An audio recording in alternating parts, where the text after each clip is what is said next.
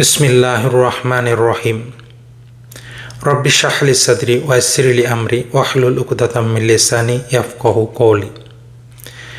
আমরা সকলেই পৃথিবীর বিখ্যাত দায়ী ডক্টর জাকির নায়েককে চিনি, তার উস্তাদ শেখ আহমেদ দিদাত তাকে চিনি এবং তাদের অবদান সম্পর্কে আমরা জানি।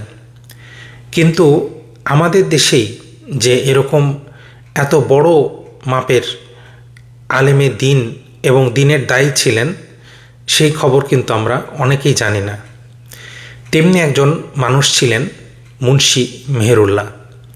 তিনি কিন্তু এই দেশেই জন্মগ্রহণ করেছিলেন, যা হয়তো বাংলাদেশের অনেক মানুষ জানে না।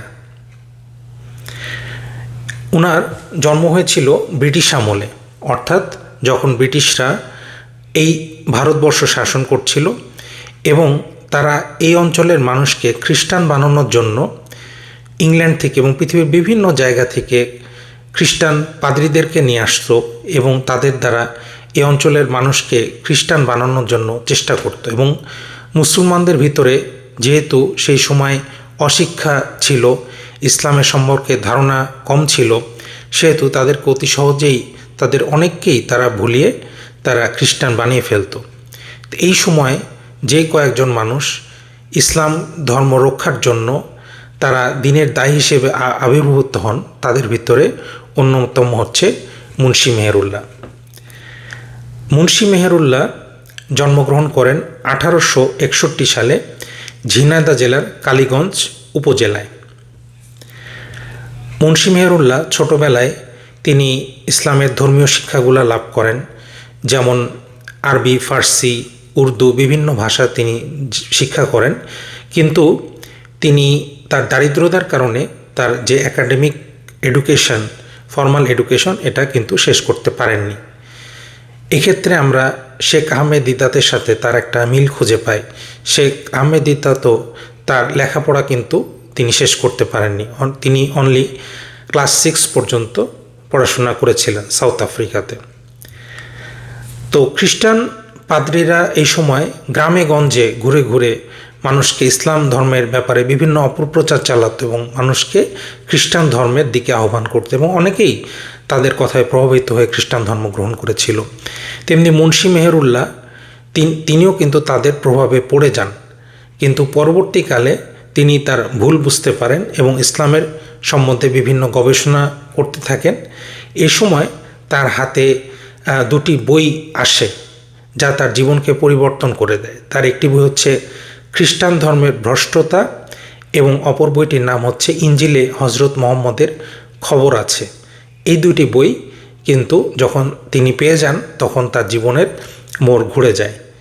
এমনিভাবে আমরা দেখেছি যে শেখ আহমেদ দিদাত উনিও খ্রিস্টানদের পাদ্রীদের এরকম অত্যাচারে উনি ব্যতিব্যস্ত হয়ে গিয়েছিলেন এবং পরবর্তীকালে ইজহারুল হক নামে একটি বই খুঁজে পান এবং এই বই তার জীবনের মোড় ঘুরিয়ে দেয়। তিনি তখন ইসলামের সম্বন্ধে অনেক কিছু জানতে পারেন এবং খ্রিস্টানদের কিভাবে জবাব দিতে হবে এই জবাবগুলি তিনি শিখে নেন ওই বই থেকে এবং পরবর্তীকালে তিনি একজন ইসলামের দায়ী হয়ে ওঠেন এবং তাদের সাথে তর্ক বিতর্ক করে তাদেরকে হারিয়ে দিতে থাকেন। তো এই ক্ষেত্রে আমরা দেখি যে মুন্সি মেহেরুল্লাহর সাথে শেখ আহমেদ দিদাতের অনেক ক্ষেত্রে মিল। মুন্সি মেহেরুল্লাহও পেশায় একজন দর্জি ছিলেন, আর শেখ আহমেদ দিদাতের বাবাও পেশায় একজন দর্জি ছিলেন।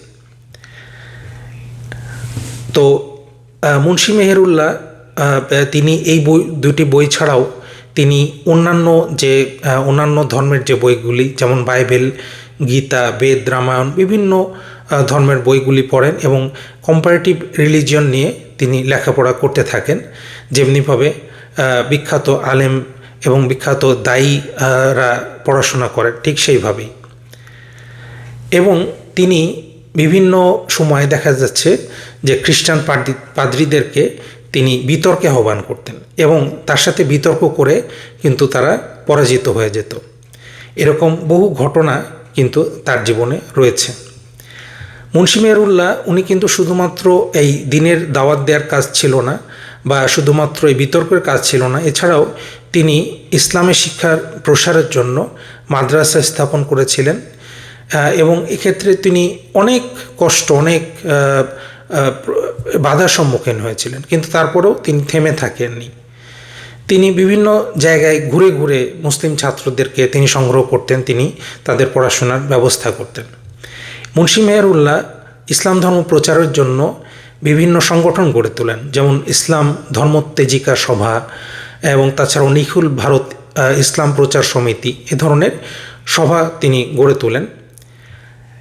ওনার একটা বিখ্যাত ঘটনা হলো যে তিনি রেফারেন্ট জন জমিরুদ্দিন নামে একজন কনভার্টেড খ্রিস্টান, তাকে উনি পরবর্তীকালে আবার মুসলিম ধর্মে ফিরিয়ে নিয়ে আসেন। অর্থাৎ এই জমিরুদ্দিন সাহেব, উনি একজন মুসলিম ছিলেন, উনি এই খ্রিস্টানদের প্রচারণের কারণে উনি খ্রিস্টানে পরিণত হন এবং পরবর্তীকালে এলাহাবাদের ডিভিনিটি কলেজ থেকে উচ্চতর ডিগ্রি নিয়ে তিনি রেফারেন্ট হন।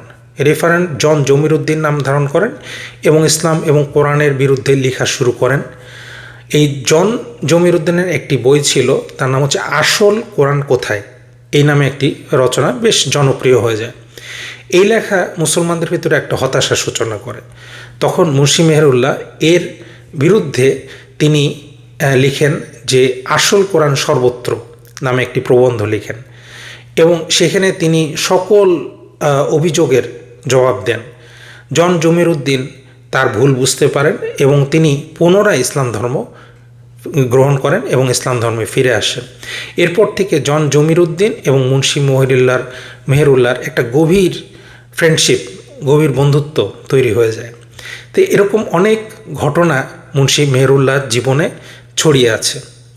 মুন্সি মেহেরুল্লাহ 1899 সালে পিরোজপুরে তিনি 3 জন পাদ্রির সাথে তর্কযুদ্ধে লিপ্ত হন। একজন হচ্ছে পাদ্রি ঈশানচন্দ্র মণ্ডল, আরেকজন পাদ্রি স্পার্জন, আর একজন হচ্ছে পাদ্রি হাসান আলী। এবং 3 দিন ব্যাপী এই তর্কযুদ্ধে তিনি এই 3 পাদ্রিকে পরাজিত করেন। ঐতিহাসিক সেই বিতর্কের বিবরণ তার গ্রন্থ খ্রিস্টান মুসলমানের তর্কযুদ্ধ এই বইয়ে লিপিবদ্ধ আছে।